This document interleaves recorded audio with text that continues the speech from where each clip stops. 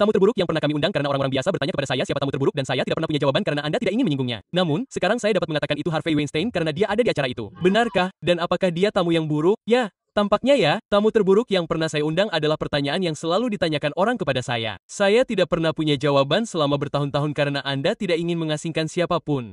Dan ketika Anda berkecimpung dalam bisnis mengundang selebritas di acara Anda tidak ingin merusak hubungan dan menciptakan masalah. Namun, sekarang saya dapat mengatakan dengan yakin bahwa tamu terburuk adalah Harvey Weinstein. Ya, produser Hollywood yang terkenal itu sendiri pernah menjadi tamu di acara itu. Benarkah? Apakah dia benar-benar tamu yang buruk? Orang-orang akan bertanya, dan jawabannya sayangnya ya. Graham Norton akhirnya pada usia 62 tahun mengakui apa yang telah lama dicurigai banyak orang. Setelah menghabiskan puluhan tahun duduk berhadapan dengan beberapa bintang terbesar di dunia hiburan, pembawa acara bincang-bincang yang cerdik itu mengungkapkan bahwa sebenarnya ada sejumlah selebritas yang sama sekali tidak cocok dengannya. Dan bukan hanya satu, ia menyebutkan 6. Dari tingkah laku di luar panggung yang mudah meledak-ledak hingga wawancara di atas panggung yang membuat ngeri, Norton tidak menahan apapun. Beberapa nama yang ia akui akan mengejutkan bahkan penggemarnya yang paling setia. Mark Wahlberg, dalam hal acara TV larut malam, tidak ada acara yang lebih terkenal dengan gayanya yang santai dan informal daripada Graham Norton Show. Acara itu terkenal dengan suasananya yang santai dan hidup, tempat para selebritas minum, tertawa mendengar cerita yang diceritakan orang lain, dan memberikan momen-momen ringan kepada pemirsa di rumah. Namun pada tahun 2013, seluruh suasana itu runtuh ketika Mark Wahlberg muncul dan menyampaikan apa yang akan dikenang sebagai salah satu episode paling tidak nyaman dan kacau dalam sejarah acara itu. Penampilannya masih dibicarakan, ditonton ulang, dan dianalisis lebih dari 1 dekade kemudian. Perselisihan dimulai bahkan sebelum syuting dimulai. Wahlberg muncul di lokasi dalam keadaan mabuk, dan segera terlihat jelas bahwa tingkat energinya tidak menentu.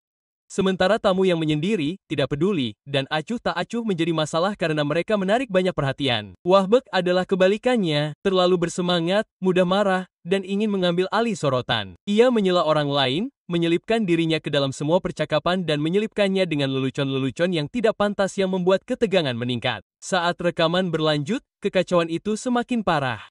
Wahlberg terus-menerus menyela tamu-tamunya yang lain, termasuk komedian Sarah Silverman.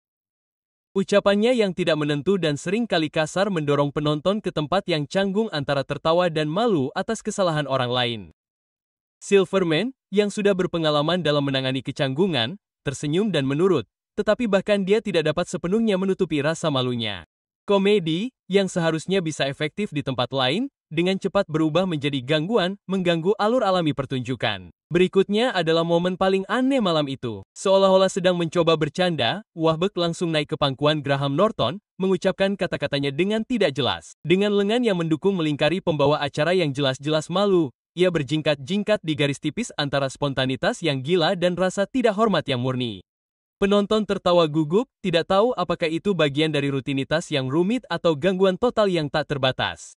Norton, seorang profesional sejati, mencoba memaksakan diri untuk tersenyum, menjaga acara tetap berjalan, tetapi tubuhnya mengatakan bahwa ia kaku, tegang, dan bertekad untuk menjaga malam itu agar tidak menjadi lebih buruk. Norton kemudian dengan jujur mengakui bahwa ia benar-benar tidak bersemangat. Maksudku, benar-benar tidak bersemangat. Kutipan itu merangkum pertemuan yang membawa bencana itu dengan sempurna. Apa yang seharusnya menjadi acara lain yang penuh dengan repertoar yang nakal dan pesona yang tidak terkendali malah menjadi kisah peringatan tentang apa yang terjadi ketika pesona bercampur dengan terlalu banyak minuman keras. Wahlberg kemudian merujuk pada bencana itu sendiri, meskipun hanya dengan mengangkat bahu yang meremehkan. Saya minum beberapa gelas terlebih dahulu. Saya terlalu bersenang-senang, akunya dalam wawancara berikutnya, meremehkannya sebagai pesta pora yang tidak berbahaya. Itu bukan masalah besar baginya, tetapi bagi sebagian besar pemirsa, itu adalah sesuatu yang jauh lebih sulit dimaafkan. Tidak semua orang merasa mungkin untuk menertawakannya. Beberapa menyebutnya sebagai komedi yang memalukan.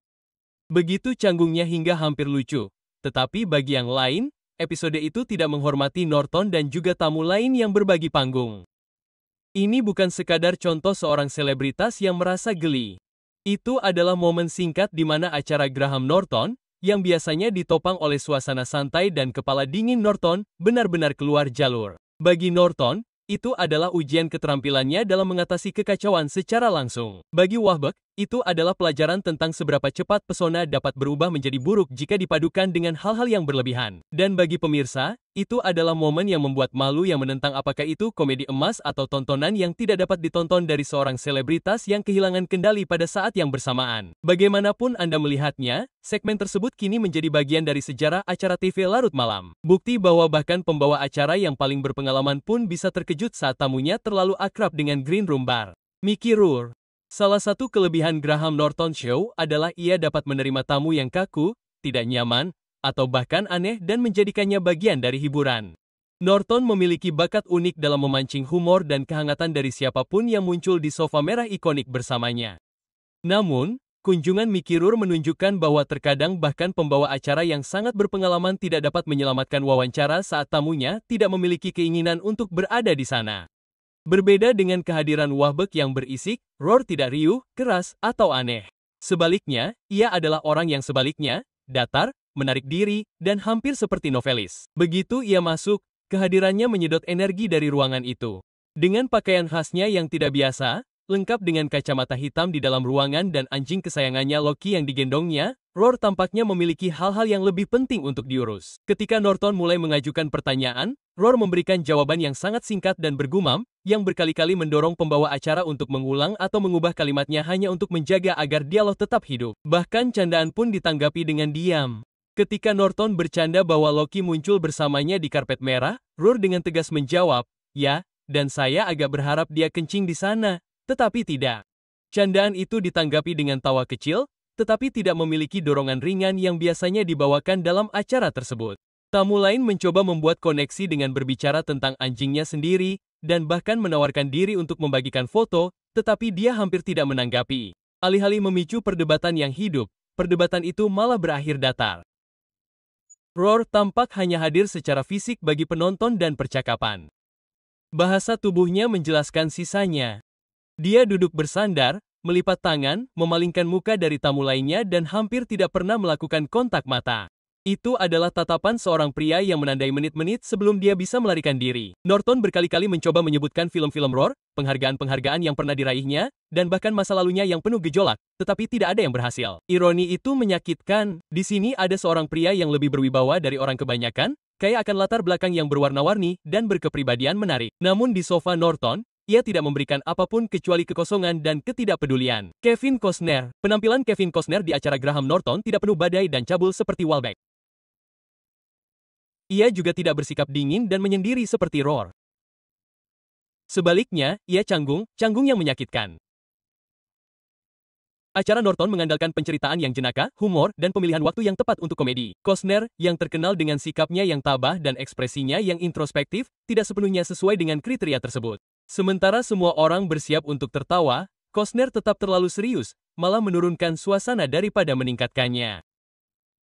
Ketika Norton mencoba bercanda tentang Costner yang menyutradarai Wolves di lokasi syuting Dances with Wolves, Costner membalas dengan penjelasan panjang lebar yang merusak momentum komedi. Alih-alih membuat anekdot yang aneh, ia malah beralih ke perbandingan aneh antara penjual penyedot debu dan kehilangan pembawa acara dan penonton di sepanjang jalan. Selama wawancara, Norton berjuang untuk menambahkan humor. Meskipun tanggapan Costner harfiah dan tidak lucu, ia tidak bersikap kasar, hanya tulus dalam lingkungan yang dibangun di atas hiperbola. Hasilnya adalah ketegangan, sedikit tetapi jelas terputusnya hubungan antara pembawa acara dan format. Bahkan sikapnya membuktikan kecanggungan itu. Costner tetap bersikap kaku, sopan, tidak pernah bisa menjadi bagian dari dinamika kelompok yang energi. Norton bahkan mengakui kemudian bahwa beberapa tamu tidak memahami formatnya dan mengamati Costner, ia tentu saja termasuk di antara mereka. Robert De Niro dan kemudian ada Robert De Niro, seorang raksasa Hollywood dengan 2 Academy Award dan karya seumur hidup. De Niro sangat dipuja di layar kaca, tetapi dalam wawancara, khususnya yang bersifat lucu seperti Norton, ia terkenal tangguh. Ketika De Niro muncul di acara itu, suasana berubah dalam sekejap. Sementara tamu-tamu lain tertawa dan mengobrol, De Niro hampir tidak berbicara sama sekali. Jawaban-jawabannya singkat, terkadang hanya beberapa kata. Norton mencoba segala cara dengan menggunakan anekdot-anekdot lucu, peran-peran klasik, dan sorotan karir, tetapi tidak ada yang berhasil. Daryl Hannah. Ketika Daryl Hannah menjadi bintang tamu di acara Graham Norton, pemirsa mencari pesona, anekdot dari karir Hollywoodnya yang luas, dan mungkin beberapa kisah eksentrik tentang peran-perannya yang berkesan dalam film-film seperti Splash atau Blade. Yang mereka terima malah sebuah wawancara yang begitu menegangkan dan membuat ngeri sehingga masih dianggap sebagai salah satu momen paling terkenal di acara itu. Sejak awal, Hannah tampak tidak nyaman. Sementara banyak tamu Norton bersantai dalam kekacauan acara yang ringan, ia tampil sebagai orang yang pendiam, gugup, dan anehnya menyendiri. Sementara Norton ahli dalam membuat tamu yang paling pendiam sekalipun keluar dari zona nyamannya, Hannah yang pendiam tampaknya tidak bisa dipatahkan. Ketika ditanya tentang profesinya atau pengalamannya di film-film tertentu, tanggapannya singkat, mengelak, dan disampaikan dengan sedikit semangat. Ada sedikit upaya untuk menguraikan anekdot atau mengikuti upaya Norton dalam bercanda. Hal ini memaksa pembawa acara untuk mencoba dan menjaga momentum tetap berjalan, seringkali mengisi kekosongan dalam percakapan sendiri atau segera mengubah topik pembicaraan.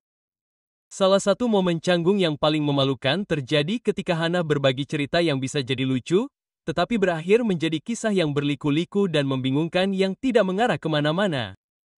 Penonton tidak tahu apakah harus tertawa atau menunggu bagian lucunya yang tidak pernah muncul, dan semua orang hanya duduk dalam keheningan yang canggung. Norton, sebagai seorang profesional, mencoba menutupi momen itu dengan sedikit humor yang jenaka, tetapi ketegangan tetap terjadi. Sebagian dari kegelisahan itu ada hubungannya dengan bahasa tubuh Hannah.